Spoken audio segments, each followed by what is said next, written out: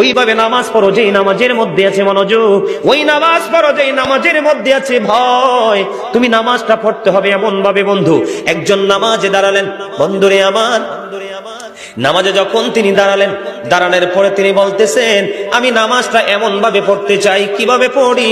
কই আমি নামাজটা এমন ভাবে পড়ি, যখন আমি নামাজে দাঁড়াই আমার কাছে মনে হয় আমি ফুলচেরাতের পোলের উপর দাঁড়িয়েছি। একটু যদি নড়বড় হয় আমি জাহান্নামে নিক্ষিপ্ত হব। তার মানে হলো আমি এতটাই মনোযোগের সাথে নামাজ পড়েছি যেন আমার নামাজটা বিন্দু পরিমাণ কোনো আংশিক ভাবে যেন অগ্রহণযোগ্য বলে আল্লাহর কাছে গৃহীত না হয়। তিনি বলতেছেন আমার কাছে মনে হয় রে এটা আমার জীবনের শেষ নামাজ। আমি এতটা ভয়, এতটা আতঙ্ক নিয়ে, এতটা তাকওয়া নিয়ে নামাজ পড়ি, আমার কাছে মনে হয় আমার পিছনে যেন আজরাইল দাঁড়িয়ে আছে, ডানে বামে সালাম ফিরাতে দেরি রে, আমার কাছে মনে হয়